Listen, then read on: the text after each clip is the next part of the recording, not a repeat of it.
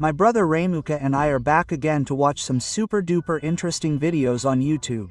And where are we this time, Alyanka? We're on YouTube. Yeah, I get it. On the Muslim YouTube. Yeah, on the Muslim YouTube. And we're going to watch videos about how horribly people can die in caves. Yeah. Wow, it's fun to get stuck in caves and slowly suffer. That's what everyone wants to see and watch. The most horrific, yeah, the most horrific cave deaths ever.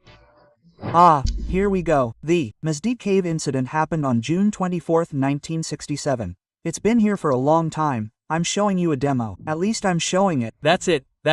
I can calmly exist in this world. The speleologists were going to enter the Mesdiel cave to clear some of the deepest passages and make a map. The two leaders of the group had already explored the cave earlier, which calmed the others down. Well, you have claustrophobia. That's it. Let's look at this. No, I don't. Have you ever had claustrophobic dreams that caused disco discomfort? Yeah, I have. I've Had a lot of them, so you understand. I've never really gotten into anything like that, but as a kid I used to crawl from one side of the couch to the other. It was unfolded, and there was always a small space there, and I was small. And I always crawled like that. And there was a moment when I got stuck. It happened once. I was so scared, I screamed, "Mom, help." Well, in short, I was about 5 years old. But I didn't develop claustrophobia, but it was creepy. Like you can't move, you're constrained. And in my dreams sometimes it happens that I get stuck somewhere or climb somewhere, as if I'm the main character from these videos. I haven't had anything like that directly, I just have it in my dreams, and I just, as if I'm remotely experiencing these feelings, but not as painfully as, of course, it will be described here. But there is such claustrophobia. In fact, it's a terrible topic. I'm afraid of the depths in the ocean for some reason. I don't even know why. The main thing is don't drown in your Thailand. I wouldn't Want to. Koila the rest. This cave was known for its narrow places and only a few areas where you could stand up to your full height. After a few hours, 4 cavers realized how difficult the cave was and decided to return to the surface. They noticed that the sky was covered with clouds, but nothing unusual was happening. The rest of the cavers continued descending until they reached the far passage, which was only 18 inches wide and 12 inches high, and a small trickle was running along the bottom. Yes, do you understand? Yes, well, of course, it's horrible, horrible, horrible, horrible. Brutal. Okay, and the group on the surface soon noticed that it started to rain, so they took cover. At first, the rain didn't cause any concern, but the speleologists inside noticed that the water level was rising. When the water rose to a dangerous level, they decided to finish their work and go back, although there were still 3 hours left before the exit. Holy, 3 hours to go up, the water is flowing, if a storm is starting there at all. Well, in short, I'll tell you a story. Once, I don't remember, either with Polenka or not with Polenka, we were going to go on an excursion. I don't remember where it was. Either it was here with us, or back in Kiev. It was probably in Kiev. I was probably alone then. That's some kind of thing like that on the subways. And somehow you have to go, so that there is no rain, because once a couple went on a trip by themselves and they were washed away by the stream and they suffocated right there. It killed them. Well, in short, it was all fun there, yeah. And I thought, I don't want to go on these kinds of excursions, like I like different excursions and all that, but I won't go on one like this to wander around the underground in closed spaces. Quote, well, I would have gone. No, well, if it's just not equipped here, like no one is responsible for you. And so, well, that's understandable, yeah. But listen, here, when you go down, you spend a lot of energy. It's really hard when you're, well, half bent.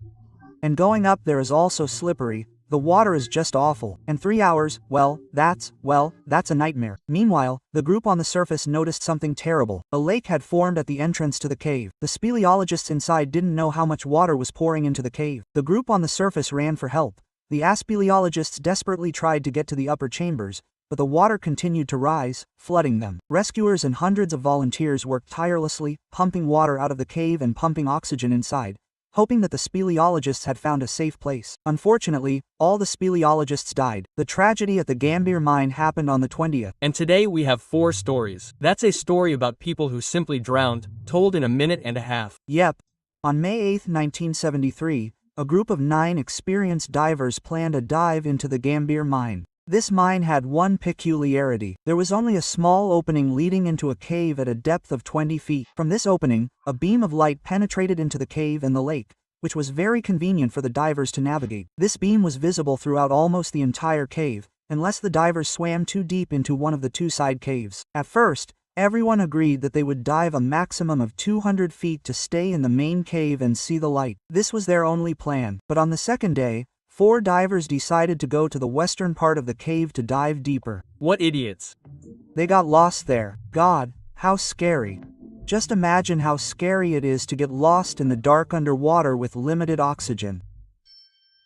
Well, remember those situations when you're just swimming down for diamonds in Minecraft and then you get lost, and in real life, that's just terrifying. Well, I honestly don't think about that, because, you know, I just won't go there. I don't have that fear, because I understand that it simply won't threaten me, because I'm not that abrupt in that regard. I'd rather live my life peacefully, I hope, and in the best case scenario. But I definitely wouldn't go there. I definitely wouldn't. I wouldn't go to such a place in general. Well, I would too, probably, but the very essence of what you're thinking, damn, they were so scared. 250 feet, which would have been a new record. Well, maybe that's what got them interested. D was planned from the start, and it was a big risk because in 1973, the divers were still using regular air tanks, not mixed gas tanks. So they had to be careful when they went down because they could get nitrogen narcosis. As they went down, the pressure would increase and the nitrogen would get into their bloodstream, causing a drunken state. Remember, these divers weren't experienced cave divers. They were more used to regular scuba diving. That made it even more of a risk. They started going down the west side of the cave, and one experienced diver noticed he was getting nitrogen narcosis, so he immediately went back up. A few people followed him and came up too, but 4 of them decided to continue the dive to set a record and get a quick look around before coming up. About a minute later, the group on the surface became concerned, realizing that the 4 divers were about to run out of air. Several people went back into the cave to look for them and found a flashlight and a camera on the bottom, but no sign of the divers. There was another problem that we did not mention: silt. Due to the movements of the 4 divers, a cloud of silt formed on the bottom, which did not settle for a long time. Visibility was reduced, and they could not navigate underwater. Due to lack of oxygen and nitrogen narcosis, the 4 divers drowned. The tragedy at Jacob Lake is now November 23rd. No, well, this is scary, damn it, going to the depths. Well, morons' inexperienced affairs. Darwin Award.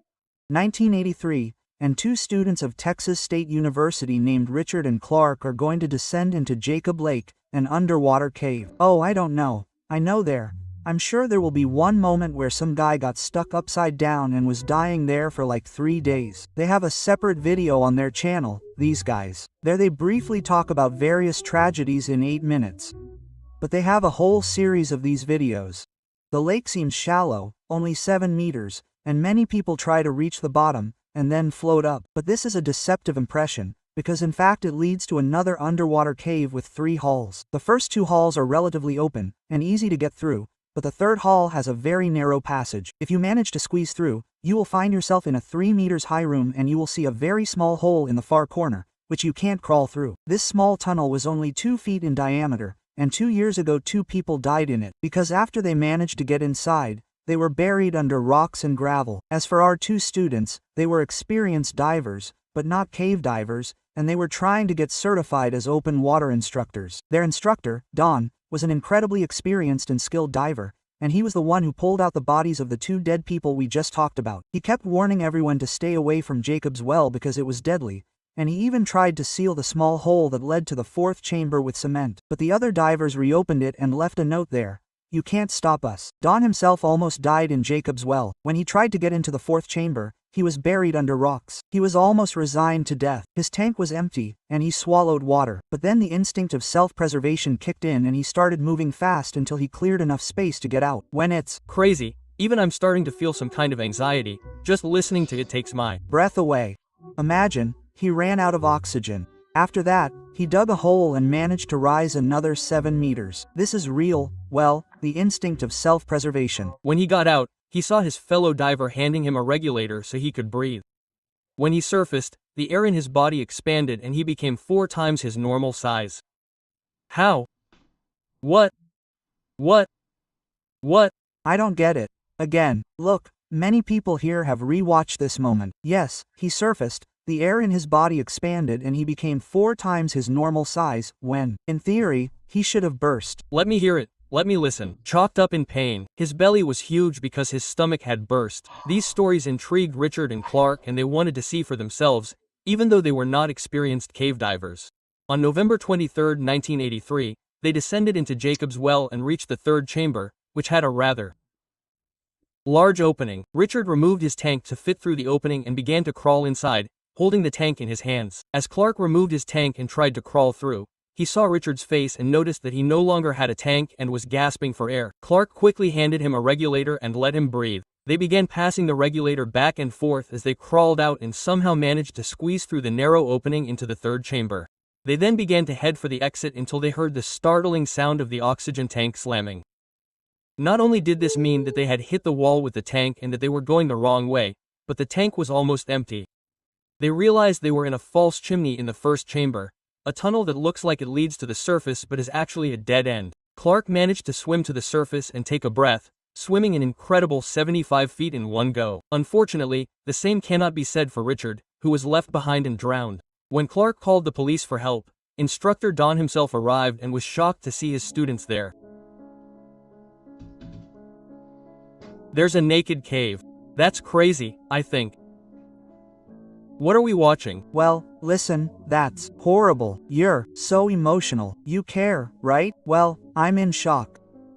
I've heard a lot of these stories, but I'm such a simple animation, I'm like, wow.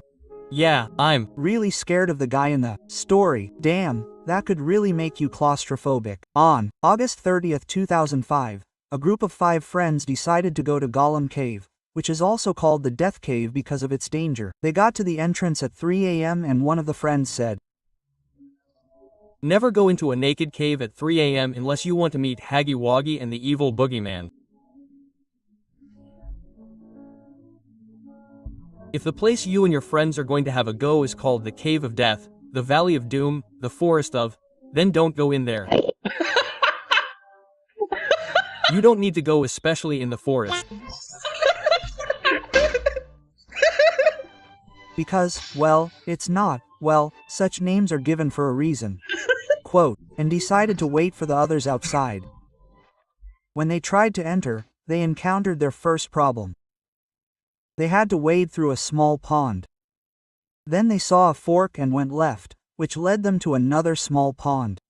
The seemingly harmless pond actually led to another part of the cave through an underwater tunnel. The tunnel itself was very small, only 3 to 4 feet in diameter, and in order to pass through it, you had to completely submerge yourself in water. Thus, only one person at a time, and he had to swim about 15 feet. One by one, they dove into the pool to get to the other side of the cave, and when they did, something that and there's not much room. An airplane is going to fly by and you can hear it. Yeah, that's fine. Whatever. Well, airplanes fly. Who cares? Okay, let's go. There are dogs barking. People are, cars honking, there's a boom. People. Well, about 3 feet of free space. The friend who stayed outside heard no sound or light from the cave. And after a while, he brought some more concrete and decided to barricade himself. He started to worry. He went into the cave but heard and saw nothing. Not knowing what to do, he first called his friends who were into speleology, and then he called the police. He couldn't imagine what was going on inside. The 4 friends who entered the cave probably realized that those feet of open space had bad air. How? Do you think so? Lugs are what we call air with a wrong balance of gases. That is, it has more carbon dioxide and less oxygen. This reduces the ability to think, move, and breathe properly, making the return journey through the narrow tunnel very risky. They tried to get out one by one, but the first one to dive in couldn't find the exit because he didn't have enough air. This happened because the increased carbon dioxide levels made it impossible for him to hold his breath and think clearly. After 30 to 60 seconds, the second one dived in and found the first one, and so on, until they were all stuck in the tunnel. The police arrived. They tried to pump in oxygen and drain the water, while relatives and friends waited anxiously outside the cave. Unfortunately, it was all in vain. The bodies were later recovered and the entrance to the cave was cemented shut. If you want to discuss this video or suggest an idea for a next one, join. Ouch, oh, I feel really uneasy. Like this if you want more. There are a lot of episodes like this. Just an abrupt ending. Yeah, that's it. That's the end.